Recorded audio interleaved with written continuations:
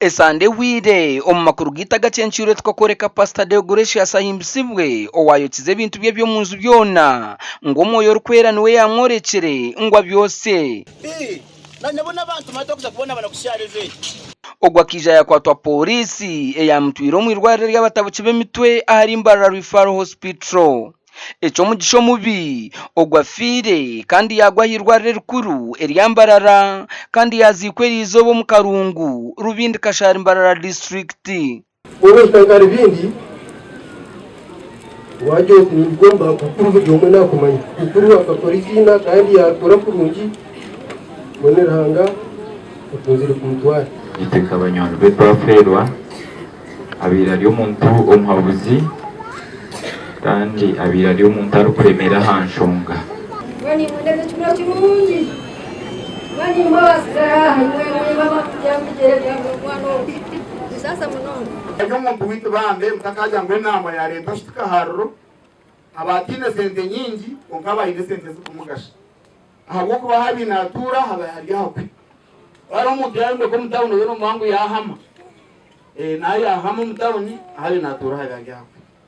ito government twaferwa umuntu muto new blood ari nabasa ku advising no mbere mbeze no wakubuza bebembeza mu kureba kine mwebembeze gukora takaganira hoga akashayaringa nawe umbintu byo gwebembeze. Pastor Chamhangire Elias owa Divine Harvest Ministry owaburira hakuzika yayihanangitsirizo kweharo kujiro mu kushaba bakebwe ibindi byona ikwabahereza ntishobesa abantu kubarete shimo kigo wazatwe konkatu bagira ngo buri izoba ntubantu benda kanisa rero muzakanisa mushinjo obako banza rwakabiri twine he twakasha twine bakane ari hoksiba marot rero chikasande muretere mukaba nobo wabihaye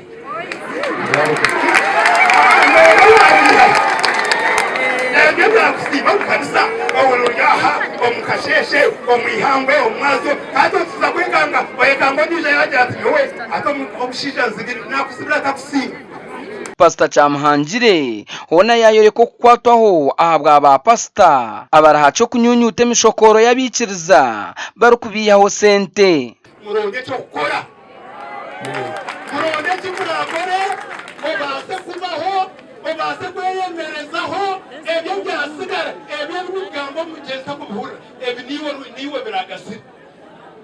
ronde cyo gukora nyari zakuzawa Pastor Chamhangire naza kushabira yaza kushabira mawe waza kuzayo omukansoringi manyane hetege twaro munani emitwaro munani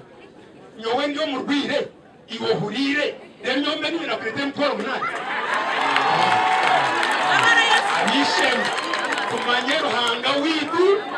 turaheze kumanya tuzakuterera. Dr. Tumwesije Dominic murumuna wa Nyakufa yashobora kumwine nyina ayisirwa uburwire bwo mutwe.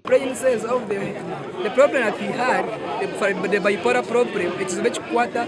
it's to main ndwara y'umutwe. That rapid death, I suspect it to be a pulmonary embolism. Pastor Deogratius kukuru aferira myaka nanagumo y'obukuru kandi yasiga abana batano n'abakazi bashatu. Agana makuru g'ubusasi kandi ogwayizere kugwa ayirwariro rya Mbarara Referral Hospital mu department y'abatabuki bo mitwe kandi ogwafire izoba rya koshanye mwebazyo urwo kubanza kandi bamuzika hati turi omucyaro cyo mu Karungu omuri Rubindi Town Council omuri Kasharnos omuri Mbarara district kandi ndi Evans Taremwa ahabwa TV West omuri Mbarara district.